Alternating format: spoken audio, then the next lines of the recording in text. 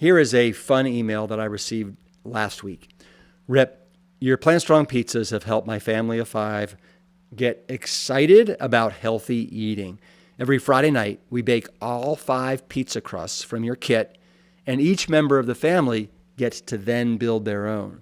We take turns baking them and then serve up one monster pizza buffet. Sometimes we compete on who makes the best pizza while watching a movie or playing board games. The leftovers are our lunches the next day, and our kids ages 9, 11, and 12 all enjoy the freedom and creativity of the Fun Friday meal. Thank you for making a product that we can feel great about serving our kids and shipping them everywhere, because our local stores have very few plant-based options. And for the cost of one specialty pizza from a local pizza place, we get to make 5 healthy versions. We can't thank you enough. Marcy from Lawrence, Kansas.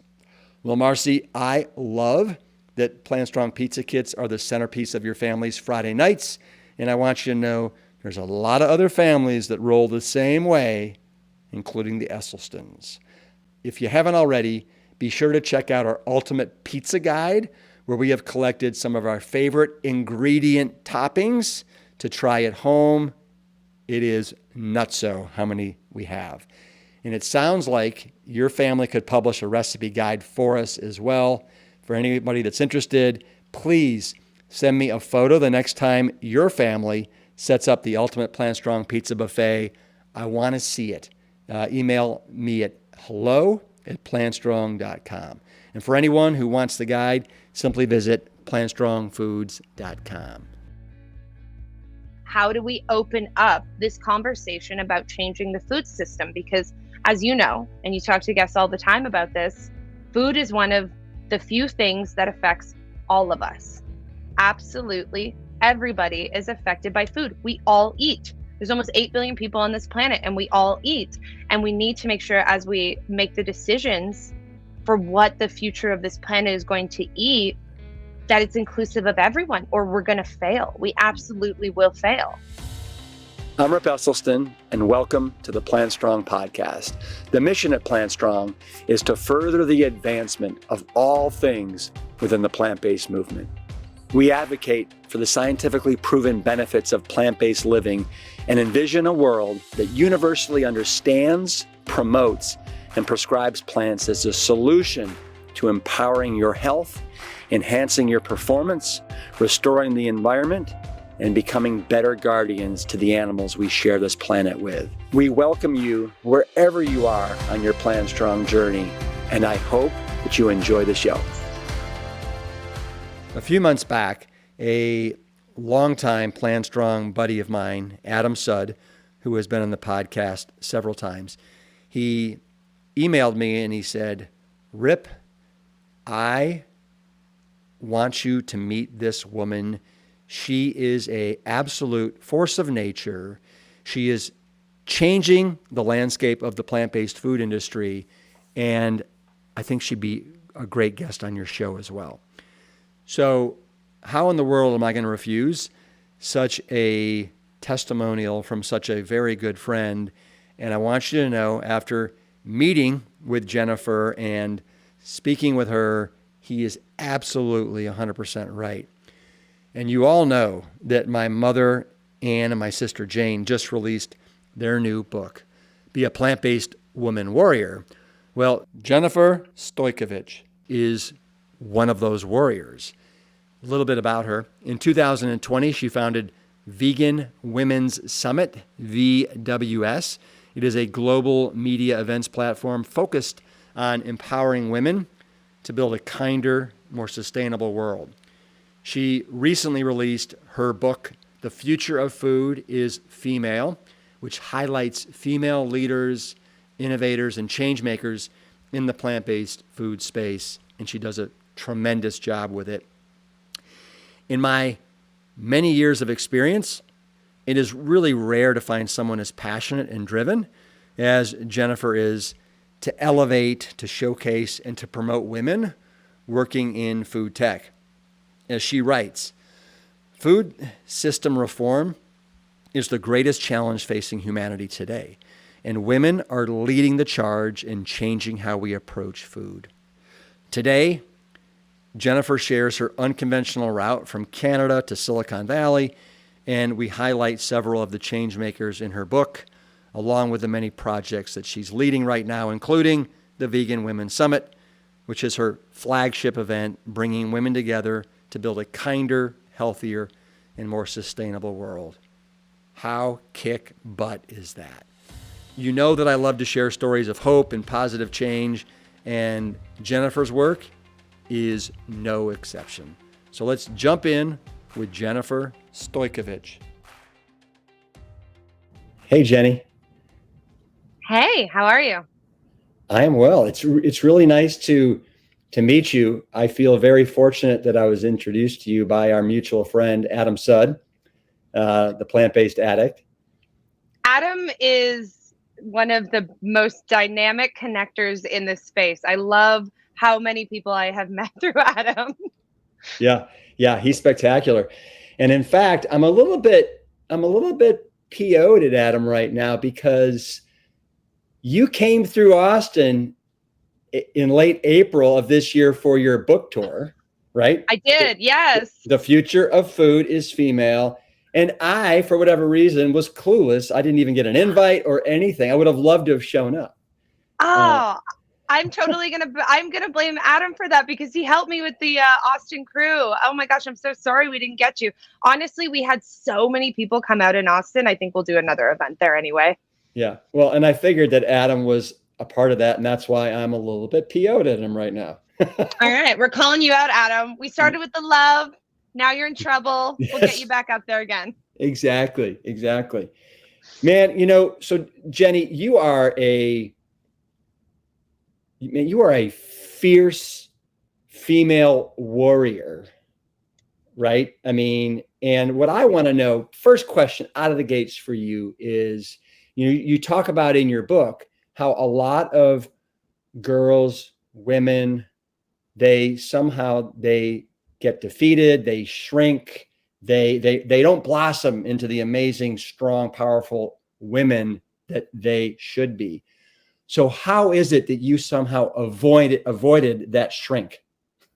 Oh, that is quite a question to start, Rip. Okay. I think that I was fortunate for a few reasons. I had a very atypical childhood. I was raised by a stay-at-home dad.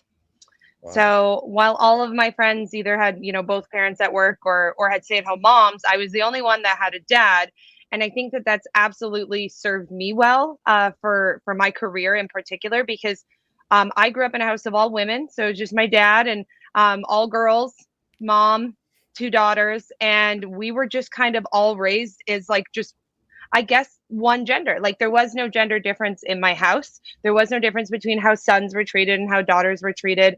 And I think that from the very get-go, that has influenced the way that I've acted from my youngest years. And as I've gotten a little bit older, I've been really fortunate to continue to have really good role models that are both, men and women, particularly some super, super powerful women mentors early in my career as well. Wow. And how many sisters do you have? So there's just myself and my older sister. So there's 2 of us, but she is a decade older than me. So she herself kind of was really like a third parent when I was growing up. And I think that just created this really interesting dynamic because I had multiple women to look up to, including my mom, who was the one she was our breadwinner. My mom was the breadwinner, and that was like not a thing. When you're younger, that was a very atypical childhood experience. Yeah. Well, you also grew up in Canada, right? I did, yes. And I don't know if that's a little bit more common in Canada, but I've always found Canadians to be, in many ways, I'm trying to say this in a kind way, they're just cool, wonderful, kind human beings. And they seem to have their values a little bit, in order. Americans were all over the map. I was really lucky. I grew up in a pretty small town outside of Toronto, which I talk about in the book. It was really interesting because I actually grew up around farms, like all over. That was a totally common thing to see. Like most of our town, we were like a one stoplight type town. There's still not even a McDonald's where I grew up. Like that's how small it was at the time. And I never really thought about food, interestingly enough, despite the fact that Canada is such like an agricultural powerhouse. I never even considered it until I was much later in life. Right. And I noticed in the book, you actually say that you didn't think about it until there was a senseless act of violence that then really changed the way you looked at a lot of things in your life. Can you share with me what that was or how that happened? Yeah, absolutely. So when I was in my early 20s, my husband and I were newlyweds. So we got married very, very young. I moved to the US when I was 21 with 4 suitcases and my dog, everything that would fit. And we eloped at a courthouse, very crazy, crazy early years. And unfortunately, in our first year of marriage, we suffered a very tragic loss. So our best man and my husband's best friend was murdered. So he was murdered in a very senseless, horrible act of gun violence. And we ended up having to go through a murder trial, 22 years old. I had no idea what any of that entailed. The kind of thing that we went through and what our life looked like for that, year and a half period was honestly the kind of thing you see on a movie. Press that are swarming on your lawn and just a massive, massive just shift in the way that you view the world when you go through something like that. And so what happened was my husband and I, obviously had this very, very acute, tragic grief to deal with in a very visceral way. Murder is unlike any other death because it is a death caused by somebody else. That person was, put into jail and we had to do the murder trial. And as we were going through that pain and suffering, we decided to read a lot more and more about, Buddhist readings, how others deal with it, reading lots of books on coping with violence and grief and things like that. We're not religious people at all. So this is the first time we'd even looked into things like this. And we discovered pretty quickly that the only way through it was through compassion. So we decided to go forgive the murderer, go to the prison and forgive him for what he did. Wow. And in that, what was that like? Yeah, it's interesting. It's for yourself, not for them. I think if you kind of expect it to be more like a movie where, you forgive them and then they, open up and you have this moment where you both kind of like feel this catharsis. But unfortunately for us, that didn't happen. And that really often doesn't happen. You let yourself open and they don't really give back. What ended up happening in our case is, he claimed that it was self-defense and that, he didn't do anything wrong. And so he actually ended up, not really receiving that forgiveness in the way that we expected, but we felt good that we gave it. It was very, very freeing for us. To this day, it was 8 years ago. We're still the only people in the murder trial that actually did go forgive him. Nobody else in the family or any other close loved ones did. And I think that we're very fortunate that we went through that experience because in that compassion, that's where I discovered, wow, I am not acting with compassion in my daily life at all. I have gone through this transformative life experience that has completely shifted, who I want to be, what I think my impact on the world is. And I've also become very acutely aware of pain and suffering. And I'm a complete hypocrite now. Like, look what I'm doing 3 times a day. How on earth can I continue to do that? And so that was the impetus for why I went vegan. We actually both went vegan for ethical reasons, and we've never looked back ever since. And remind me, that was roughly how old were you when that happened? I was 22. Yeah. And how old are you now, if you don't mind me asking? So I just turned 32. Okay. Wow. So you're still a very spring piece of kale.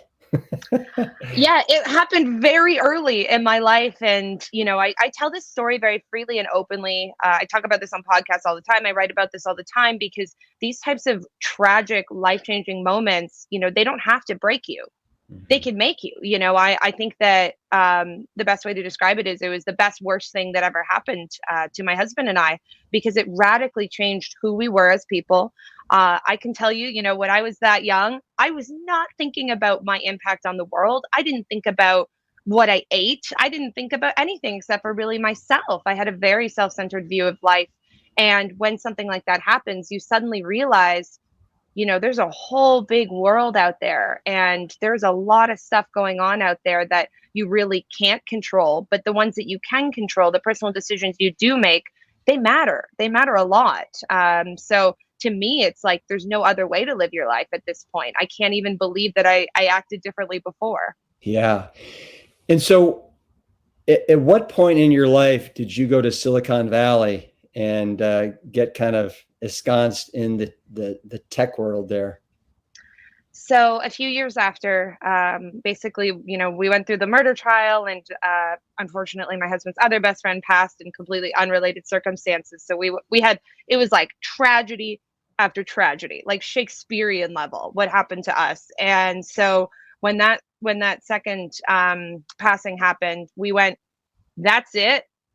We got to like flip the script and completely change our lives. And so we decided to pack up and we moved west. It was the only thing we could think to do. We were in Florida at the time before. So we decided that's it. We've always dreamed of going to California. We've always dreamed of working in the tech industry. My husband already was in the tech industry. So we just picked up and left and moved to San Francisco before we'd even been to San Francisco. We just heard it was the place to go and we wanted a fresh start. So that's what we did. And it's so funny. It's the second time I've done that in my life. I packed and left Canada, moved to America, didn't know anybody except for my husband, didn't have anything, started over, built an entire new life. That life didn't work out. So we decided to start over again. You just keep leaping and the net, creates itself on the way down. It does. Yeah. How else? I mean, what are you going to do? If you're sitting in a situation and you don't like the way that it's going, you can either accept it or you can change it. Yeah. Every single decision in your life, I'm sure you've had this conversation with tons of people on the podcast. There's two choices in every decision: accept it or change it. That's it. Yeah. Okay. So you're in the Silicon Valley, you're realizing, you have some observations, like most of these companies are run by white men, right? Yep. And at some point, when your gaze goes to food and food tech, you realize that, wow, food tech is going to go the same direction that, tech in general has. And you decide that I think you want to be an influential force in making sure that there's a little bit more diversity. Is that correct? Yeah, absolutely. So, I was very fortunate to, and still to this day, still very strong relationships, really amazing people I worked with in Silicon Valley. I've worked with all the top CEOs and investors in the space, and it was a great, great experience. But I've got to be honest, Rip, it is a very lonely experience when you're a woman. It's a very lonely experience when you're the youngest woman in the room, when you just don't look like and sound like and come from the place that everybody else comes from. And it was very difficult the first few years, making it as an executive in tech. Imposter syndrome was very real. There was very few women. I also built my career in lobbying in Silicon Valley. So we take both tech and lobbying, which are two very male dominated spaces, and overlap them together. And so, as I saw in 2018 or so, people starting to pay attention to food tech, I thought, wow, okay, people are suddenly, they're suddenly listening. It's not fringe anymore. People are actually investing in it. I'm not the crazy vegan. People actually know what I'm talking about when I say impossible or beyond now.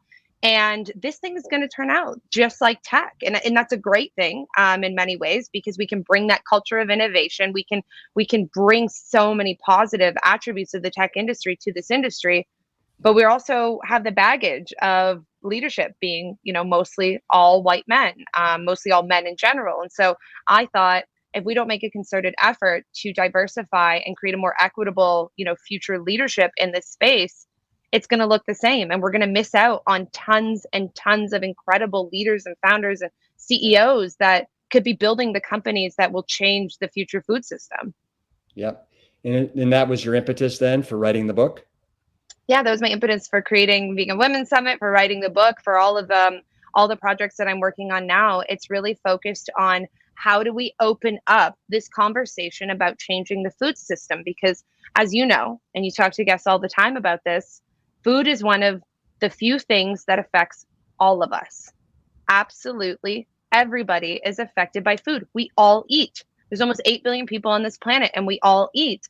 And we need to make sure, as we make the decisions for what the future of this planet is going to eat, that it's inclusive of everyone, or we're going to fail. We absolutely will fail. And in your opinion, what do female CEOs, founders of these food companies, what do they bring to the table? There's a lot that women bring to the table that's very unique. And so, I mean, first and foremost, women have historically always led in food. That's just, it's who we are. Women have been in the home even before we could have businesses to sell food. We've been leading in this space. The very first vegetarian restaurant in all of North America was led by a woman back in the 1800s, long before women were even allowed to have businesses. So this is a space that we have always been a part of. And then at the same time, we also know that women leaders act differently. They lead differently. They build different types of companies. An interesting stat that I like to share with folks that most people are very surprised to hear is that when women have an exit from their company versus when men have exits from their companies, women founders actually produce a 63% higher exit valuation than male founders. You know, women are more methodical. They are, more mission driven than male founders. And when it comes to the food space, this really, really matters because food is a long game. We need people that are in it for the long haul. These are not going to be software companies that you can, create an app and sell it off in 3 or 4 years. We're talking about very long-term infrastructure building companies that are not going to have those same yields in return. So you need to actually be in it for something more. And as I spoke to the 15 women in my book, it was so clear to me that each and every one of them cared about food beyond just the business aspect. They cared because they felt a responsibility to the planet. Many of them were mothers, about half of them were mothers. They felt a responsibility to their children. They just feel different about what their impact is on the world overall than most of the male founders and CEOs that you would speak to. Yeah.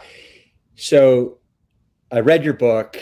You did a phenomenal job with it. Your writing, your storytelling, I loved it. I ate it up, literally ate it up like it was awesome. a kale bruschetta sandwich.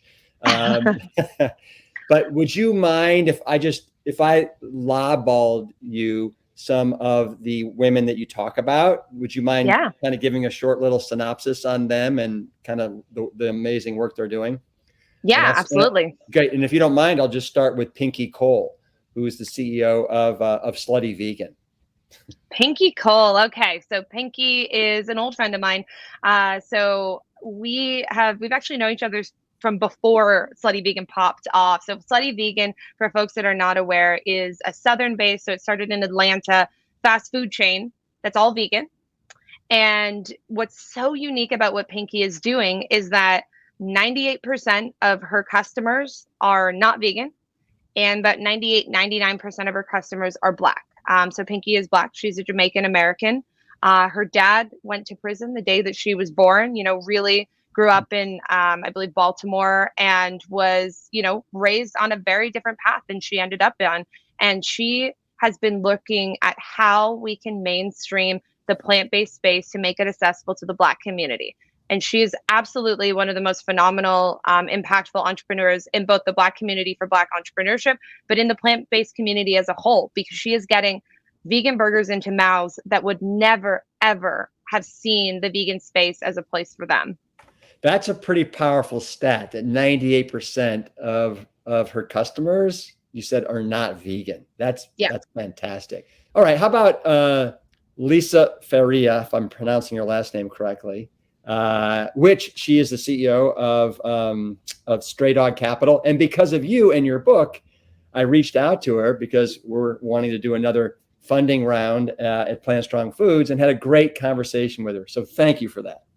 Awesome. That's what I'm here for, right? So Lisa Faria, another old friend of mine, she is absolutely phenomenal. So she is a Puerto Rican American. Well, Puerto Rico is part of America, but she's actually a Cuban refugee that came through Puerto Rico, that came to America. So an amazing immigrant story in her family. One of the first Latina like VCs in the space, the biggest VC when it comes to the plant-based and food tech space. She basically saw a Meet Your Meat video years ago when she was in her corporate career, and discovered that what was going on in the food system was just absolutely abhorrent. And she like overnight, is one of those types of vegans, went, oh my gosh, I can't believe that this is going on in the world and I'm not doing something about it. So she started one of the very first venture capital firms. So those are firms that provide outside funding to startups that are looking to grow. Early investor in Ethan himself, very timely. You just mentioned him, and was one of the pioneers in making the plant-based and food tech space a space for people to invest. Back in 2015, 2016, nobody was paying attention to this. Vegan was a fringe thing. This was not something that people invested in. Obviously, nowadays you're hearing about all mainstream investors doing it, but she really was a change maker and a pioneer when it came to convincing investors that they can make money in this space and that it's the right thing to do. And maybe you said this, but they're only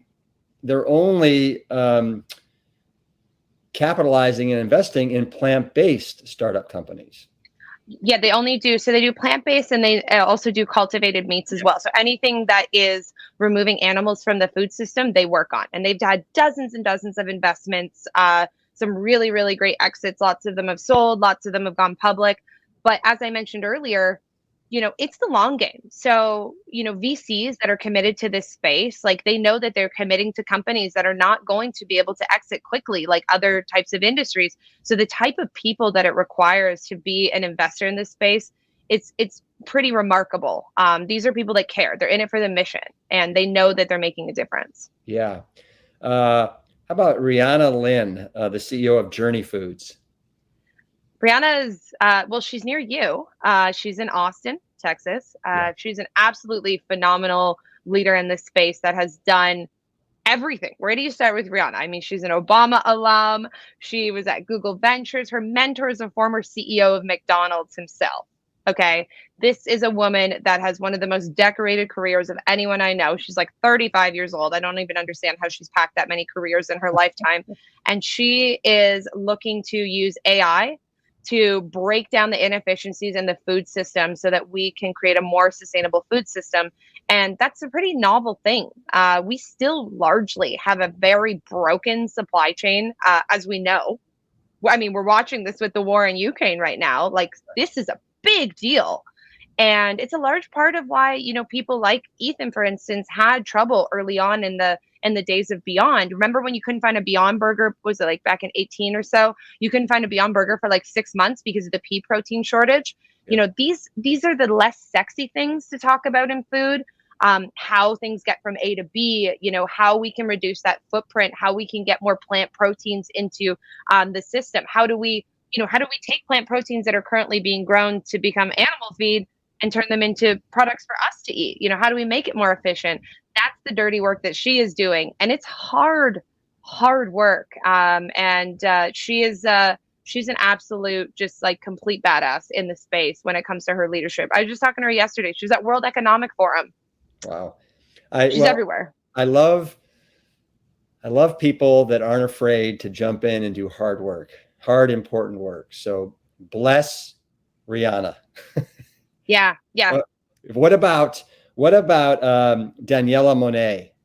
I love the ones you're choosing, by the way, because every person I speak to picks somebody else out of the book to ask me about, and I never know who it's going to be because everyone they connect to somebody different, right? There's always like something in your path or in your interest that's drawing you to these women, and it's the same with everyone I talk to. So Daniella is, just one of the kindest, most giving humans I've ever met in my life. So she's a Nickelodeon star. So, former child actor that's grown up, and now she does a number of different things in the plant-based space. She co-founded Kinder Beauty Box, which is like the leading vegan beauty subscription box. Hundreds of thousands of them go out every single month, and they specifically are looking to remove any sort of cruelty to animals in the beauty and cosmetic space, which is still like a pretty big space for companies to come into. We talk about vegan food all the time, but animals are used quite substantively in both animal testing as well as even in the products for makeup. So she worked on creating that with Ivana Lynch and Andrew from PETA, actually. So Andrew left PETA. Ivana is, as everyone probably knows, Luna Lovegood from Harry Potter. And the three of them said, we're all vegans and we want to start creating consumer options to make it easier to make vegan choices. There's lots of brands that are doing it in food. What can we do? And beauty was a huge part of that. So they are creating really like the forefront of vegan beauty. In addition to that, she funds all kinds of different plant-based companies. She's a very active investor in the space, and really just like a great example of, if you have a platform, regardless of how you got that platform, maybe you were an actor, maybe, you were on reality TV. I know lots of, former reality TV stars that now do the plant-based space. If you've got people that follow you, you can make a difference. Yeah. And you absolutely should. If you have a platform, you should speak on it. And what she has done with hers is just absolutely remarkable. Mm-hmm. Mm-hmm. You are doing such a great job synthesizing down each one of these people. I want to ask you about three more. Are you good with that? All right. Yeah. Let's do it. Three more. Then we're going to move on to VWS and some other fun things. So I'm probably not pronouncing her name right. Liran Nimrodi. I was with Liran yesterday. Oh yeah. God, the CEO of Zero Egg. Liran. So I don't even know where to start with Liran. This is just like a crazy, crazy story. So her story is about how she took her background in military leadership and has bringing it to the food system. So Liran is from Israel. I was with her this week at a food tech conference, actually.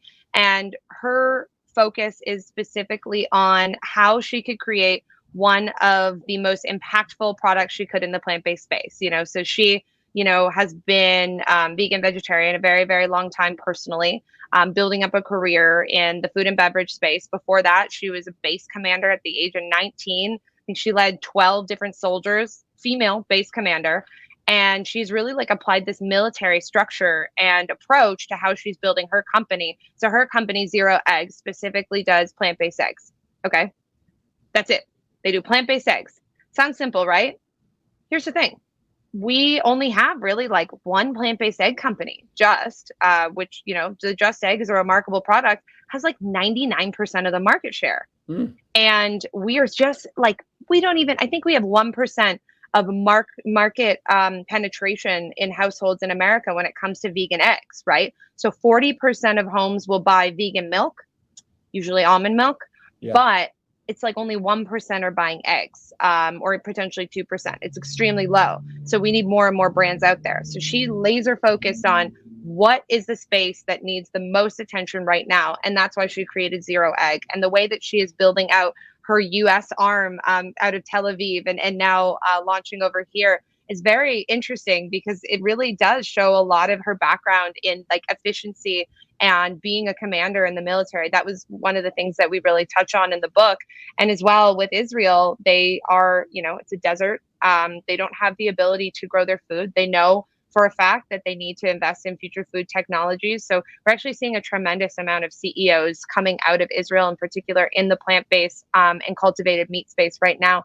There's probably close to 36 companies, maybe more. And it's a country of 9 million people. Yeah, so relatively small. Tiny. Yeah. It's the size of Los Angeles. New York is 8 million people. Yeah.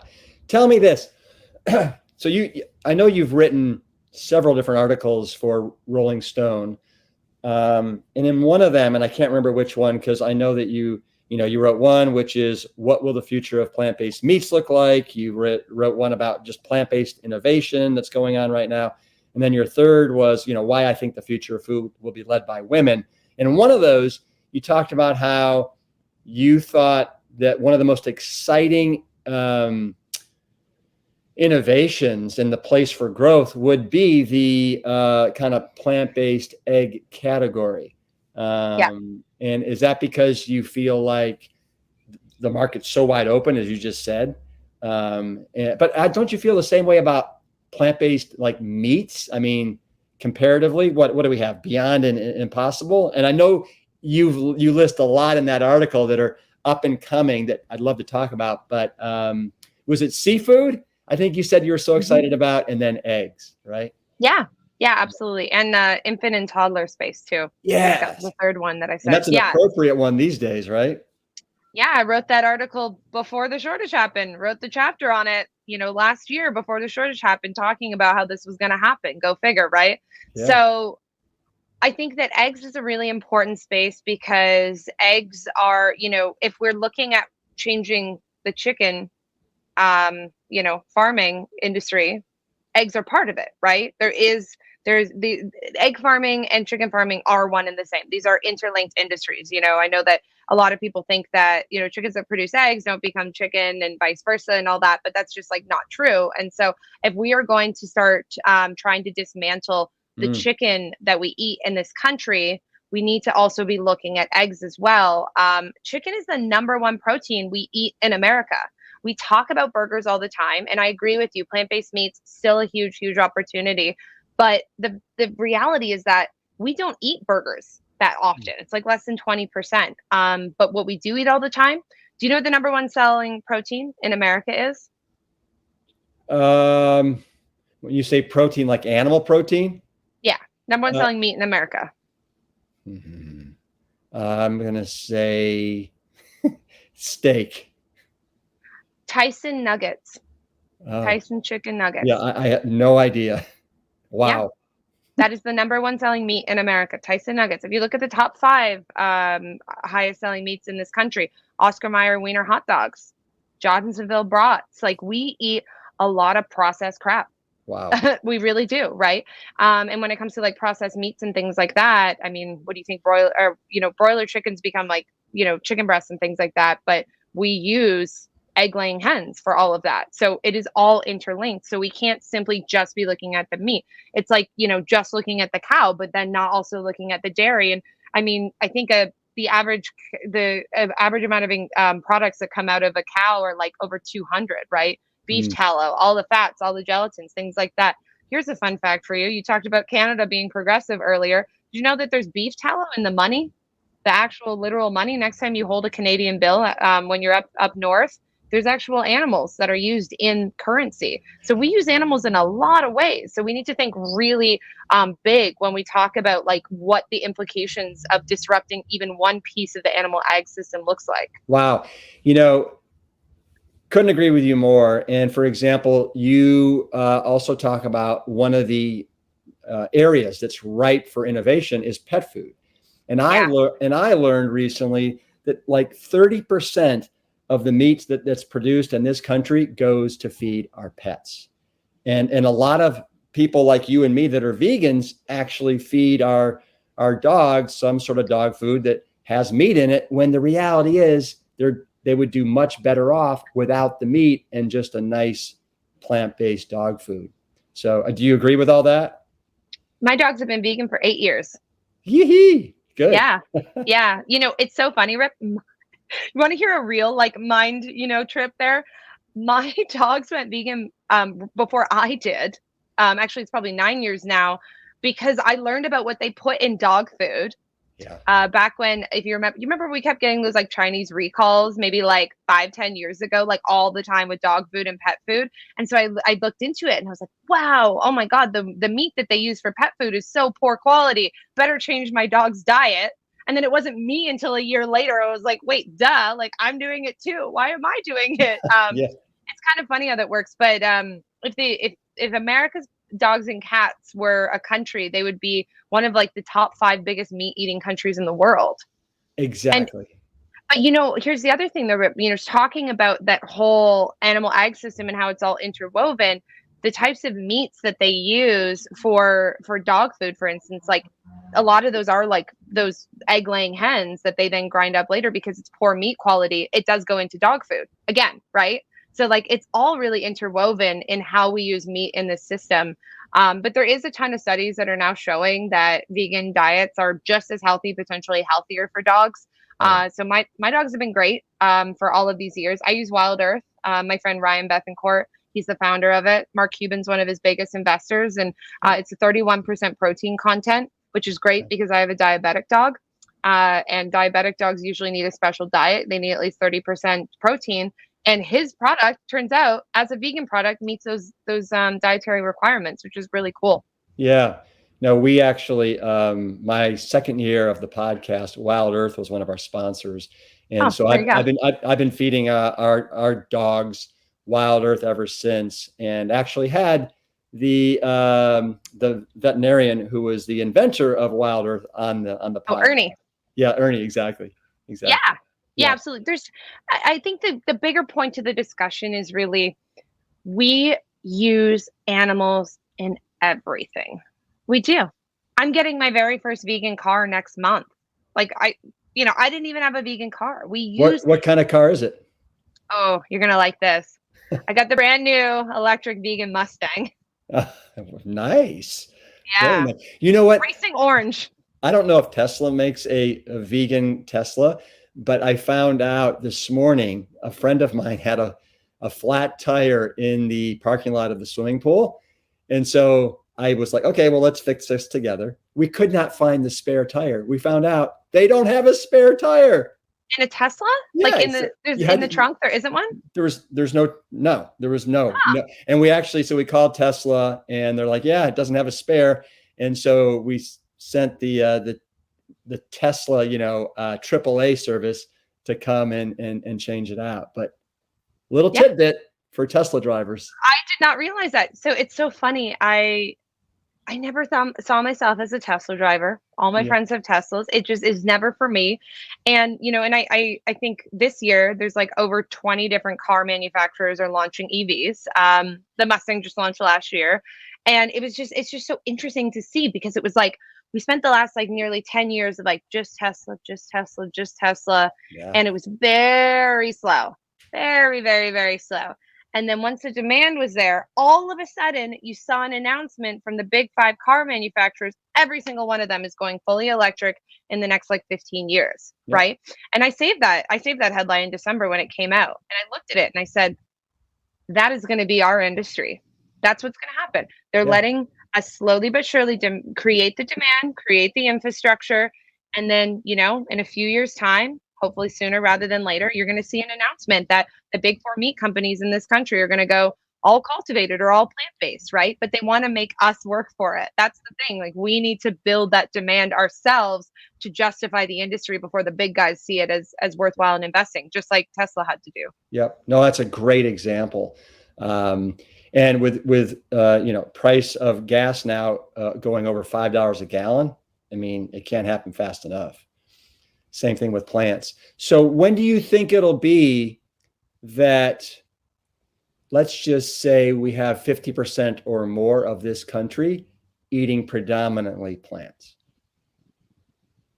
So I think that the answer to this question is a little bit tricky, because I think that we're going to see people eating a hybrid diet, that we largely need to move people away from eating industrial farmed animal meat. Right. And there's many levers we can use to do that. One can be plant-based products.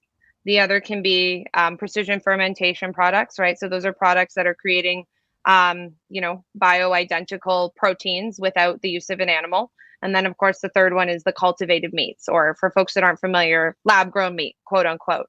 And that is where I think we can move people. We can move people towards a diet that is a compilation of all of those pieces together, that hopefully makes meat consumption the minority. I think that we're naive to ever believe the entire world will go vegan. I think we're naive also to believe that the majority of Americans will just shift to an only plant-based diet.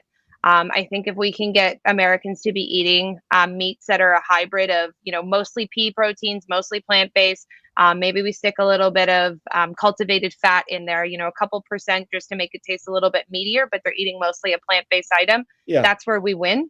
And I think that you're going to see stuff starting next year, actually. They're going to start regulating the ability for us to sell cultivated products. And I think over these next 5 years, you're going to see a completely new category of foods that take it to the next level. The way that Impossible kind of elevated plant-based meats from those that came before it, from like the tofurkeys and corns, you're going to see this next big step up. And that's when I think we go more mainstream. Mm-hmm. Yeah, no, that was really well put. And I think with the cell-based meats, Mm-hmm. once that really starts to scale and the pricing model there makes a lot of sense. I read an article probably 2 years ago that was just like, it will effectively put an end to our current animal agriculture system because it's so absolutely ineffective. Oh, yeah, Yeah. absolutely. Are you kidding me? I mean, you can see probably in the reflection. I'm sitting here in Los Angeles right now. There's a lot of browning that's happening in the hills I'm looking at right now because we're in another water shortage, right? We're in another drought. I've got a water notice on my house right now. We're down to a third of our water supply in the state of California. And do you know where our water's going? 80% of the water in the state of California goes to agriculture. That produces 2% of our GDP. So it not only goes to animal agriculture, one of the biggest factory farms in America is less than an hour outside of Los Angeles. That's a fun fact for you. Most people don't realize that even is taking place here. But in addition to that, what is using all of our water in this state? The most water intensive crop. Do you know what the most water intensive crop is in California? You want to take a guess? Don't tell me it's almonds. It's not. But they put that in the news to make you think that, didn't they? Yeah, that's a great example. Yeah, that's misinformation. That is not the most water intensive crop. The most water intensive crop in California is alfalfa. Rip, when's the last time you ate alfalfa? Maybe I can't remember. Because we don't eat it. 80% of that alfalfa is going to feed cows and pigs. We are currently using our water in California to go grow alfalfa that is then taken and it is put on ships and sent to China to feed China's pork. That is how we are using our water in the state of California right now. It doesn't even go to animal agriculture here. Right. It largely actually is being sold to other countries, typically China. It's absolutely insane. You want to talk about inefficiency? And who is what company is growing this alfalfa that's using 80% of the water that's sending it over to China for pork? Do you know? Tons and tons of there's companies. Okay. Tons, when you get into it. It's just when you start to unpeel the layers of how we are making food in this country, it makes no sense. You don't even, you don't have to even think about animals, right? I think from an ethical standpoint, we shouldn't kill, right? Let's remove that from the conversation altogether. Let's have a brass tacks conversation about how we use our limited resources in this country of 330 million people. Let's talk about how we use our land. Let's talk about how we use our water, because the water is not going to get any better. The climate crisis is not going to get any better. I saw a meme the other day that said, instead of, thinking about how this is the hottest summer you've ever had, think about this is the coolest summer you'll ever have for the rest of your life. Just think about that for a second. Yeah. You mentioned the alfalfa that's going to China for the pork. Mm-hmm. Tell me what just happened here in, I think it was in California with Smithfield Foods. Yeah, so Smithfield has decided to close down their only pork processing plant that's here in Southern California. And so Smithfield, for folks that aren't aware, it's the biggest meat company in the world, the biggest pork producer in America. Smithfield hams, and they produce a ton of different brands that you probably see at the store. Fun fact for you, Smithfield's not even an American company. Smithfields is also owned by China. Smithfields was sold to China about 5 years ago or so because China has an insatiable need for pork. Pork is the number one consumed protein in China right now. They have astronomical pork farming, and so that's why they bought Smithfield. The reason they closed it here is because California is expensive to operate in, sure, but that's a distraction. Yeah. That's the real reason that they closed it, is because we raised the farming standards in the state of California several years ago with a measure that was called Prop 12. Are you familiar with this, Rip? Well, I am, only because I've seen it on your Instagram. Yeah. So Prop 12 was a measure that was passed overwhelmingly by voters, and it was passed to basically create more humane animal farming standards. So basically saying that we can't use gestation crates that would force mother pigs to be constantly kept on their side while they're either pregnant or feeding their piglets. They basically can't stand up. In addition to that, there's also battery cages for hens and just various like extremely cruel things that we currently do to keep animals in confinement so that we can intensively farm them. The state of California said, no, we don't want that here. And we also don't want to consume that either. So when the bill was passed, it not only changed the way that you had to farm in the state of California, but it also changed the way that you have to farm if you sell in the state of California, which is 40% of consumers in the United States. So Smithfield did not want to comply with that. And that is why they have said that they are going to close their processing plant. I have very unfortunate news to tell you, though, Rip. That is facing a Supreme Court challenge. It's expected to come down potentially in the next week or two, and it might get struck down. And the Biden administration, unfortunately, has sided with the meat industry in not supporting this measure. Oh my gosh. Wow. Yeah. Well, we're getting a lot of unfortunate news lately from the Supreme Court. Yeah, June is a bad month. So there's environmental stuff, there's animal stuff, obviously Roe, like there's a lot going on. So yeah, we'll see if they uphold it. But really at the end of the day, it's very clear and transparent that animal ag producers know that consumers want meat to be made better or they want to eat less meat. By far and large, consumers do agree with getting rid of factory farming. Even though most consumers consume factory farm products, polling shows that like 70-80% of people oppose it. Yeah. We need to run with that, right? We know that their hearts are in that place. So how do we get their mouths in that place? Yes, totally. We got about 6 minutes, and I'm going to try and get the most kale out of you that I can in this next 6 minutes. Okay. So let's try and do a little rapid fire here. Tell me all about Vegan Women Summit, when you launched it, what it's all about, and when is the next one if anybody wants to partake. So Vegan Women Summit is a global media and events organization that is focused on empowering more women to get into this space. So we do the future of food, fashion, beauty, and biotechnology. So all things animal-free innovation. We started as one single conference in San Francisco 2 years ago in a room of 250 women. We have since grown to become a global platform of 45,000 women professionals across 6 continents. As well as male allies. We are focused on getting more people interested in this space, either as founders. We do the only pitch competition in the space that's focused on women. I've had over 1,000 women apply from 31 countries since launching a year and a half ago. We also do job networking. So we have the only job networking event series in the entire industry. So I work with folks at Beyond or Impossible or Miyoko's, all of the top brands in the world, to get them talent professionals. We helped over 2,000 job seekers last year. And of course, we do our big flagship summit. That's our big in-person conference, the Vegan Women Summit. We just did it in April in Los Angeles. Yeah. It was insane. I mean, we had over 800 people flew in from all across the world. We do CEOs, celebrities, activists, athletes, investors. It is all women that are focused on this space. We had Alicia Silverstone. Tons and tons of people came from all over. We will be doing it again next year. I cannot tell you where it will be because that is a surprise we will be revealing soon.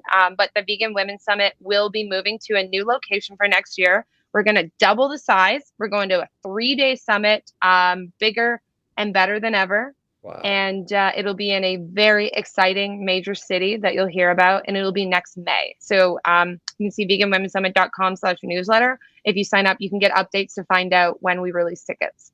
Wow. Tell me this. You got a golden ticket for 11 Madison Avenue. What was that experience like?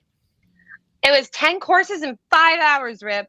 5-hour meal. I didn't even think I could eat for 5 hours, but I can. If it's tiny amounts, it turns out I can eat a lot. Yeah.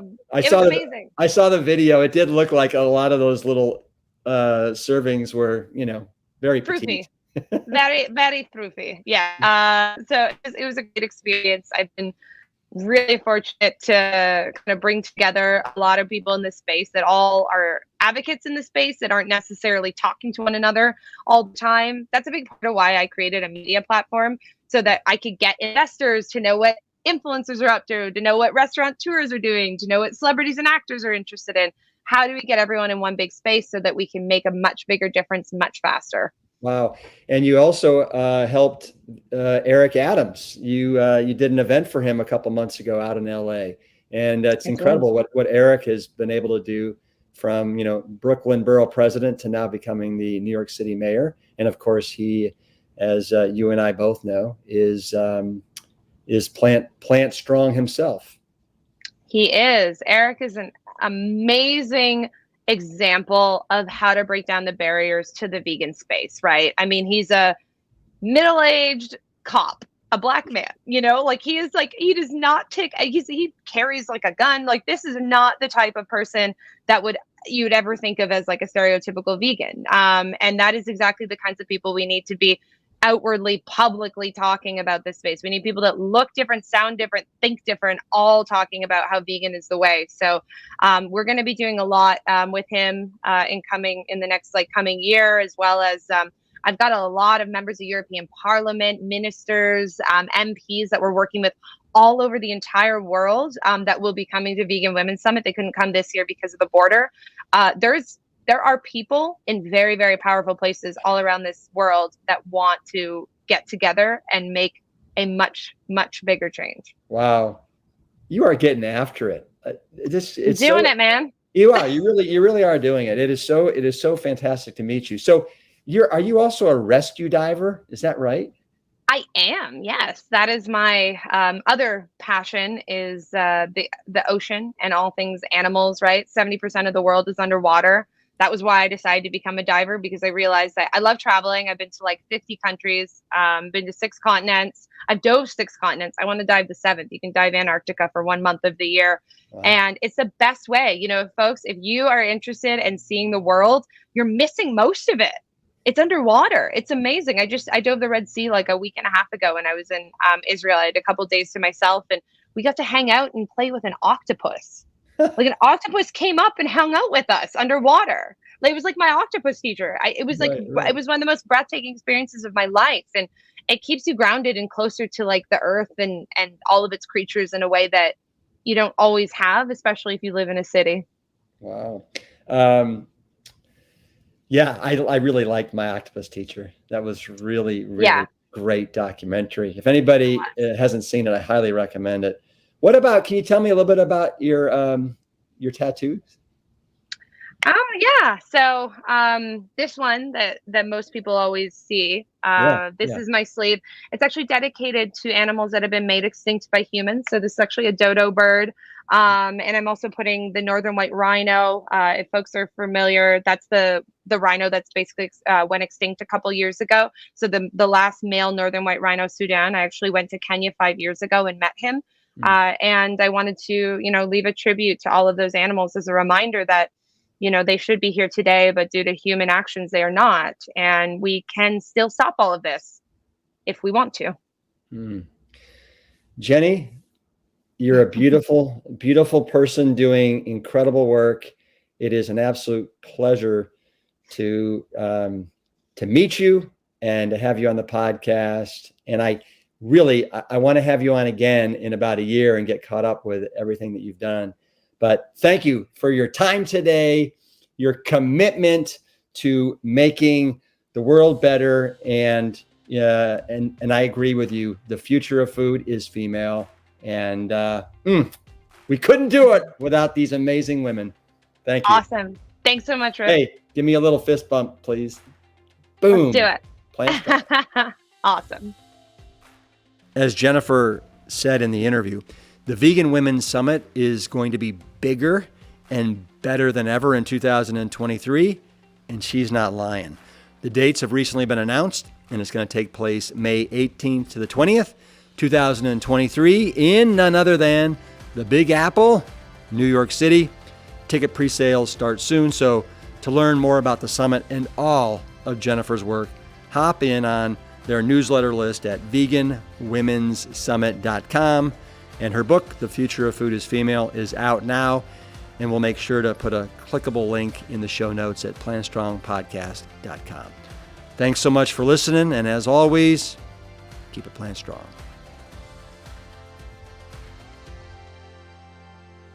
The Plant Strong podcast team includes Carrie Barrett, Lori Kordowich, Amy Mackey, Patrick Gavin, and Wade Clark. This season is dedicated to all of those courageous truth seekers who weren't afraid to look through the lens with clear vision and hold firm to a higher truth. Most notably, my parents, Dr. Caldwell B. Esselstyn Jr. and Ann Kreil Esselstyn. Thanks for listening.